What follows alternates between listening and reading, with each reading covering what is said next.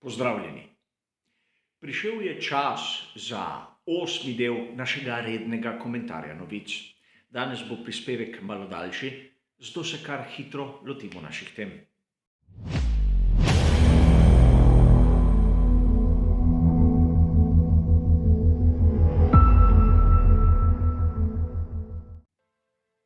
Tudi danes se bomo ustavili ob 5 različnih sklopih, kateri bodo skušali nekako orisati vse tisto dogajanje preteklega tedna v Formuli 1. Viri, kot ponavadi, bodo v samem opisu.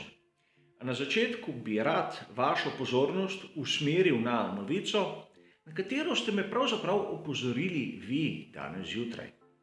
Namreč znano je, da kontaktiram z nekaterimi izmed vas, pa naj si bo po elektronski pošti ali po telefonu. Prišlo je vprašanje, ali bo res zamenjal Williams dobavitelja pogonskih sklopov. Namreč gledalec kanala je povedal, da je prebral v slovenskem viru, da so podpisali z Renaultom. In priznam, da me je novica presenetila. Namreč pri tistem mojem običajnem jutranjem pregledu, kaj se je pravzaprav zgodilo, tega nisem opazil. Pogledal sem citiran vir, kateri navaja, da je bilo to zapisano v znanem italijanskem športnem časopisu Gazzetta dello Sport. Kot vam je dobro znano, je meni italijanščina domača. Zato sem pustil slovenski vir in odšel k tistemu originalu. Tu so se stvari začele rahlo zapletati, kajti v Gazzeti dello Sport nisem našel omenjene novice. In seveda, lahko sem jo spregledal, kljub temu, da sem večkrat pogledal novice približno za teden, 10 dni nazaj. A vseeno tudi drugi viri, kateri se ukvarjajo s Formulo 1, niso omenili te novice. Zato sem skoraj prepričan, da stoji potrditev te novice na rahlo trhlih nogah. Mogoče v naslednjih dneh bomo dobili uradno verzijo, da se bo dobavitelj pogonskih sklopov zamenjal, ampak kolikor je meni znano, so tam sredi leta 2019 potrdili pri ekipi Williams, da so pogodbo podaljšali do 2025. O tem, da si pri Renaultu želijo druge ekipe in nekako špekuliranje okrog Williamsa, je bila pa novica tam okrog 2.–3. februarja. Tokrat žal ne morem komentirati novice, katere pravzaprav ni. Pojdimo zatorej raje k našim temam.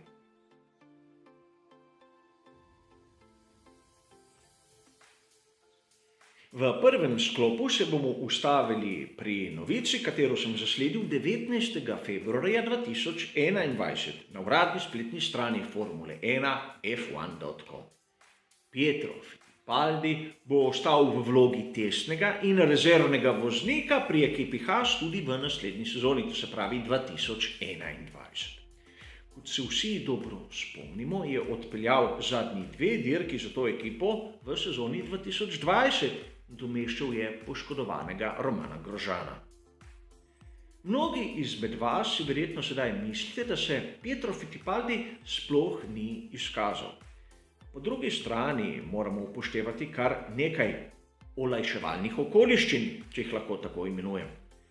Po eni strani bolid ekipe Haas sploh ni bil tisto, kar smo vsi pričakovali. Namreč bil je izjemno kompleksen in vse prej kot hiter. Po drugi strani, čeprav Pietro Fittipaldi je bil v vlogi testnega voznika, on pravih testiranj ni imel. Težko je primerjati tisto, kar smo videli pri Pietru Fittipaldiju in na primer Niku Hülkenbergu. Nico Hülkenberg ima seveda bistveno več izkušenj od Pietra Fittipaldija in po drugi strani je imel na razpolago bolid ekipe Racing Point. In ta bolid je bil 4. oziroma lahko bi rekli tudi 3. med konstruktorji. Tu bi vas rad spomnil, da so jim odšteli 15 konstruktorskih točk, a to sedaj ni važno. Pietro Fittipaldi v tistih 2 dirkah ni napravil kakih velikih napak, zato mislim, da si to vlogo zasluži. Spomnil bi vas rad, da leta 2018, če se ne motim, je Pietro doživel izjemno hudo nesrečo, kjer si je zlomil obe nogi, kar tudi vpliva na njegovo hitrost v bolidu. A mislim, da Pietro Fittipaldi ni samo vnuk dvakratnega svetovnega prvaka Emersona, temveč da ima karakter in tudi določeno mero hitrosti. Upam, da bo dobil še kako priložnost na svetovnem prvenstvu Formule 1. A o tem bo odločala prihodnost.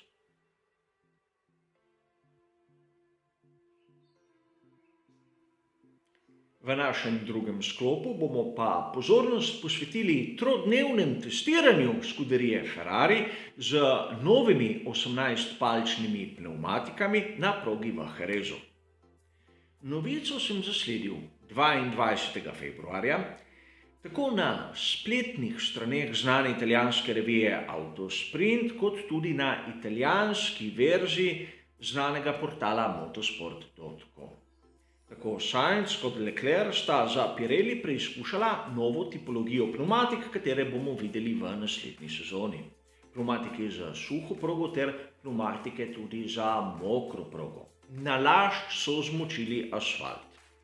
In tu ni nič napačnega in nič presenetljivo zanimivega. Zanimiv je bolid, katerega sta rabila tako Sainz kot Leclerc.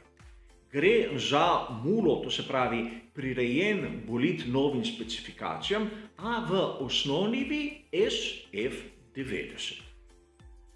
To je bolid, kateri v tej sezoni spada v tisto kategorijo zgodovinskih bolidov, a tu bi vas rad spomnil na tisto testiranje iz začetka leta v Fiorano, kjer so mladi in seveda tudi sedanja voznika skuderije Ferrari uporabljali leto dni starejši bolid SF71H. Zakaj so takrat uporabljali bolid iz sezone 2018, sedaj pa na tem testiranju bolid iz sezone 2019 ostaja skrivnost?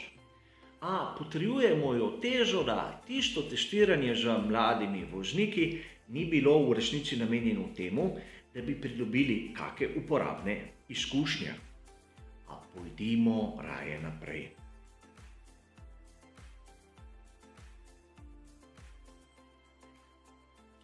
V našem tretjem sklopu se bomo ukvarjali z izjemno zanimivim člankom priznanega avtorja Eda Strowa, katerega sem zasledil 22. februarja na spletni strani racer.com. Ed je razmišljal o tem, zakaj bi bil lahko Sebastian Vettel presenečenje sezone 2021. In razdelal je problematiko Sebastiana Vettela ter ekipe Aston Martin po mojem osebnem mnenju do popolnosti. Prikazal je način dela Lawrencea Strolla, pokazal je močne točke, ampak tudi šibkosti Sebastiana Vettela in zaključil, da ukolikor bo imel Sebastian Vettel motivacijo, dober bolid, kateri bo ustrezal njegovemu stilu vožnje, bo seveda v prihajajoči sezoni pokazal marsikaj. Sam sem preporod Sebastiana Vettela nekako pričakoval tudi v sezoni 2020 in moram priznati, da me je malce razočaral.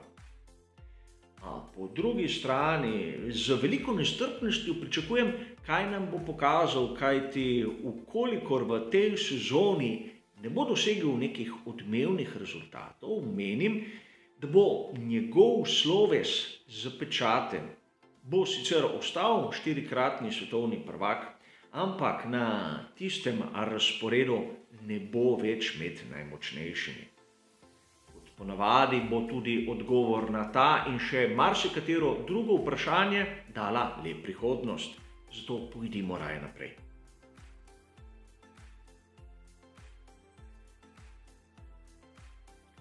Leo Turini je 21. februarja na svojem blogu začel zanimivo razpravo. Govoril je o tem, da naj bi Mattia Binotto od sezone 2021 bil manj prisoten na progi in bolj prisoten v sami tovarni, kjer bi skrbel za razvoj. Njegovo mesto naj bi prevzel Loren Meeks. In tu so se meni pojavila kar mnoga vprašanja. Sicer Leo Turini zatrjuje, da v petek bomo izvedli nov organigram Scuderie Ferrari in tu moram podčrtati, da tistega tehničnega direktorja še danes ne poznam. Ne govorim osebno, ampak govorim vsaj o imenu in priimku. Loren Meeks je že stalnica v Scuderii Ferrari. Rad bi vas spomnil na tisto njegovo pritožbo glede znane afere na veliki nagradi Kanade, kjer je kot glavni argument, zakaj Sebastian Vettel bi moral zmagati, navedel analizo Karduna Chandoka. In seveda, tu je pokazal dve stvari. A, da ni imel prave argumentacije in B, da ni verjel po mojem osebnem mnenju v tisto, kar počne. Težava je drugje. Vloga direktorja ekipe je po mojem osebnem mnenju na sami progi. Spomnimo se, da eden izmed glavnih strelovodov in tistih figur, katera komunicira z mediji, je direktor ekipe. Pa naj si bo Toto Wolff, Chris Horner ali marsikdo drugi. Vprašajmo se, kaj lahko počne športni direktor pri teh ekipah, kar je Loren Meeks pri Ferrariju, in kdo ga pravzaprav pozna. Kakšna bo vloga Matije Binota, kdo bo nov tehnični direktor, bomo seveda zvedeli, a pripravimo se na to, da bomo lahko zvedeli marsikatero revolucionarno rešitev. Vsekakor dejstvo ostaja, v Scuderii Ferrari imajo problem s kadrom in ta problem po mojem osebnem mnenju ne bodo rešili tako zlahka.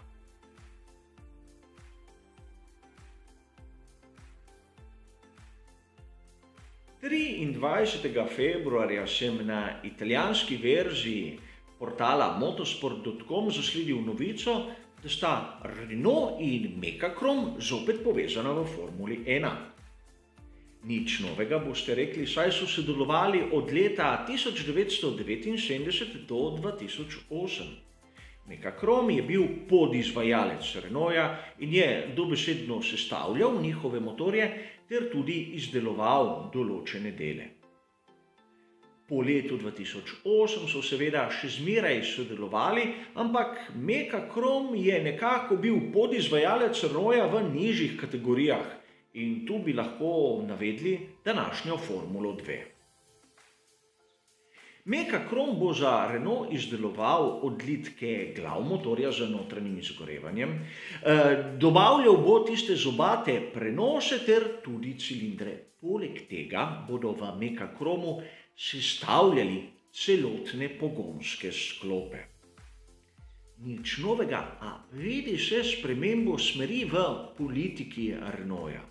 Luca Di Meo si je začrtal novo strategijo, katera gleda malce na pretekle čase in mislim, da bo prinesla določene spremembe.